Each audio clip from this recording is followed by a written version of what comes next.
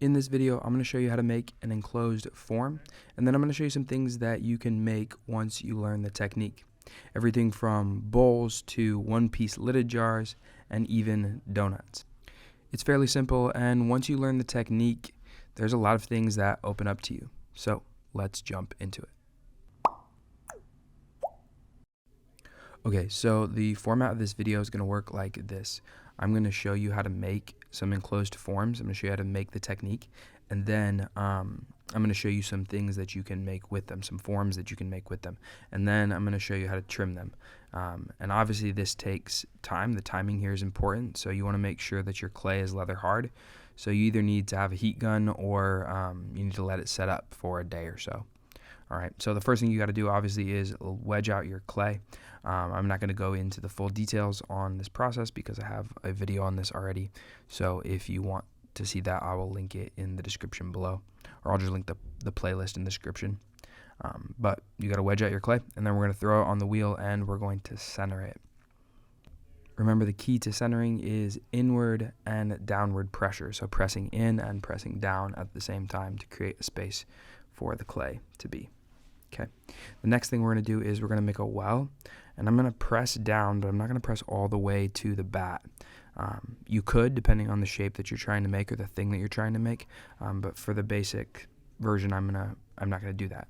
Okay, so I'm going to measure the bottom using this technique where I put the needle down and I measure how much I have at the bottom, and I want a decent amount because I want to trim a foot in this later. After this, I'm going to open the base up, and then I'm going to start to pull the walls up. All of the normal things that you would do when throwing on the pottery wheel. Okay, so after my walls have reached the height that I want them to be, I've pulled them up and they look good, and I have a cylinder. What I'm going to do is I'm going to start to shape the pot out, and you'll see me do this here with the metal rib, but just ever so slightly because this is going to end up being a lidded jar, so it doesn't need to come out very wide. So when you want to close the shape in, you need to start to collar it in from the top. And to do this, you're just going to start to squeeze the top in with both hands. Now, it's important, because the top is the only part that's coming in, that you get most of the clay out of the bottom of the piece prior to doing this. And the other thing that you want to do while you're collaring in is you're going to keep pulling that top section.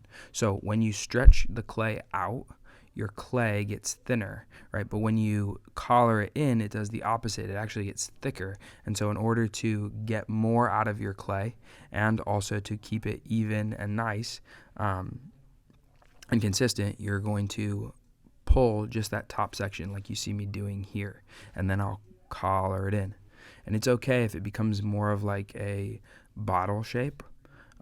That top is going to get compressed and come together. Okay, so you'll notice that I don't just do the top of my pot when I start to collar it in. I'm doing the bottom. I'm reaching a little bit lower than the top, and you can go down a little bit further too, but just keep in mind that your shape may get smaller. All right, so in order to keep your shape from getting smaller and smaller and smaller, you're pulling that top section in, and just continue this process. And if the top gets off, right, like you see the top doing here, you can take your needle tool and you can cut it like I'm doing right now. So just cut the top off. And again, I have a whole video on how to do all of these techniques, so I'll have the playlist linked in the description below. So we're going to continue to pull it, and you just continue that process until you join the piece together.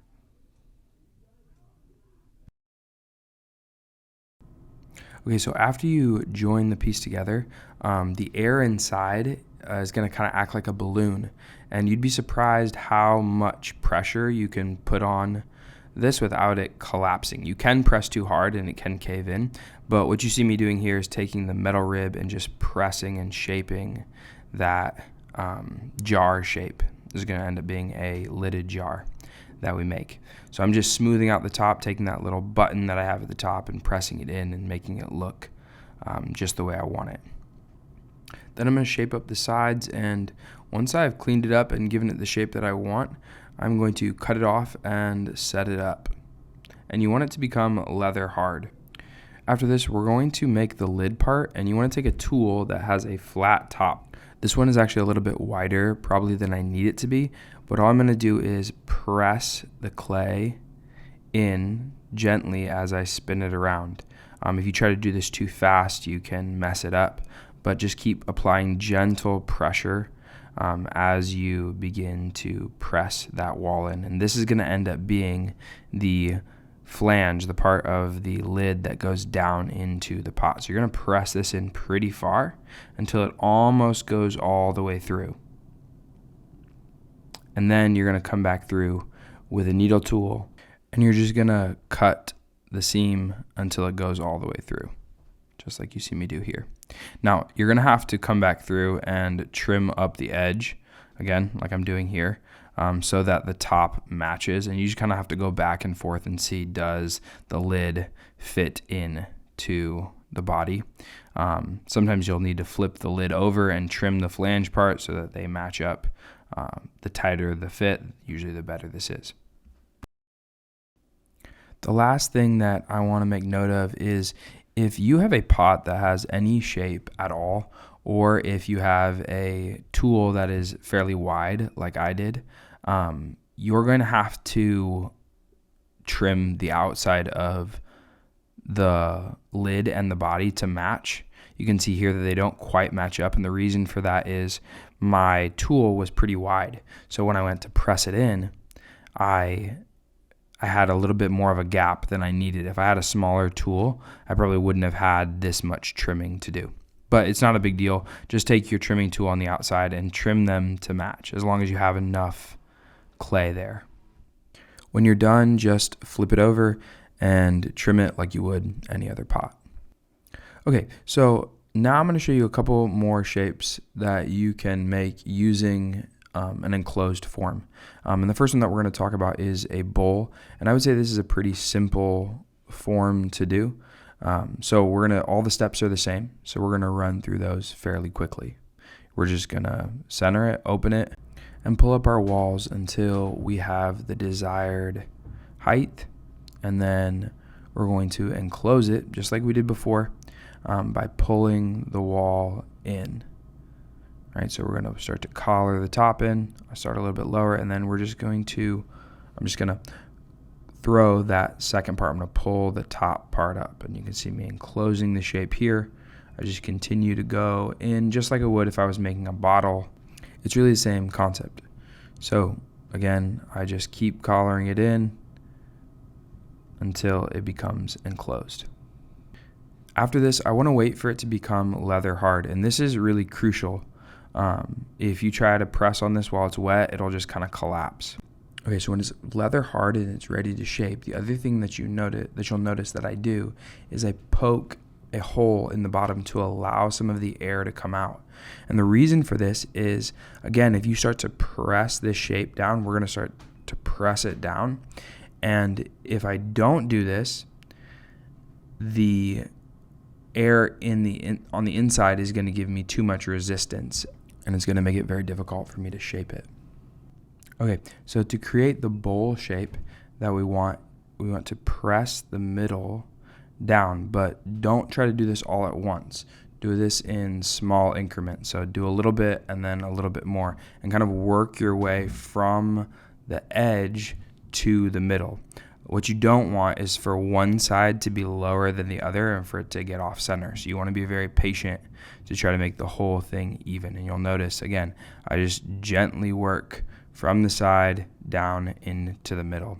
And I keep doing this until I've reached about as low as I think the bowl can go without touching the walls on the side. So I don't want the two walls to come together because that would kind of defeat the purpose, for me at least. So I just keep pressing and working the clay gently until I have reached the depth that I think I can get to, the lowest point without it connecting.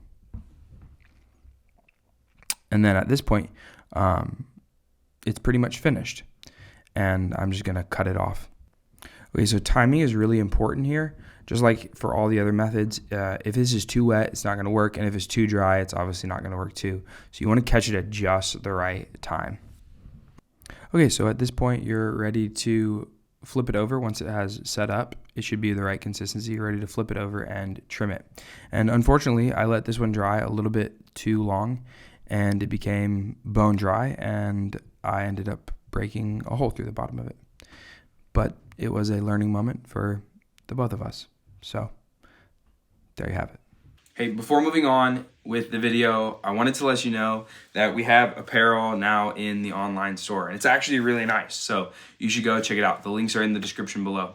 The other thing I wanted to let you know about is the Collectors Club. The Collectors Club is a snail mail print club where for just $10 a month, you'll get a signed print from me, a letter, and a discount code to anything in the online store, including the really nice apparel. So if you like my artwork or just want to support the channel, or you really love just getting beautiful things in the mail, you should consider subscribing to the Collectors Club. Now, back to the video. The next and final shape that I want to show you is a fun one because it's what we call a donut. So you do everything the same. You center your clay and you make a well. But when you make the well in the bottom, you're going to go all the way down to the bat, and then you're going to pull that bottom as open or as wide as you'd like the donut to be. So here you can see me pulling it a little bit wider. I'm just opening it as wide as I want that donut to be. And you can make these into a lot of things. You can make them into teapots. You can make them into weird vases. Really kind of, you can chop them up and make them into different parts. This one I'm going to turn into a candelabra. So I'm going to cut little holes in the sides and turn it into candlestick holders. Okay, so to make this an enclosed shape, you're going to make a well in the center of your ring. So you're going to make a little line down there, and you're going to divide this into two parts. So essentially two walls, just the way you would if you were throwing it in the middle of the bat, like you see me doing here. Then you're going to pull up both walls. So you're going to pull up one side, and then you're going to pull up the other side, and you're going to shape them out. So you're going to shape out one side, and you're going to shape out the other, and you're going to bring them together at the top, the same way that we did for the bowl and for the enclosed lid. And that's pretty much it. Then you're going to cut it off, and you're going to let it become leather hard. When it's done and it's leather hard, flip it over and center it the way you would center anything else. And then you're going to trim off the excess so that the whole thing is completely round. You can also trim a foot in it if you want, or make one side a little flatter than the other, which is what I did here. And then for this one, I took a circle template, I put it on, and I started to cut holes out for the candlesticks that would fit in to the top. And that pretty much brings us to the end of the video. If you guys have made it this far, thank you so much for watching. If you haven't liked and subscribed, please do so. I have a goal of reaching 10,000 subscribers, so it would be greatly appreciated. Also, if you'd like to support the channel, please check out the website, the apparel, and the print club. The links will be in the description below. Again, thanks for watching, and I'll see you guys in the next one. Peace.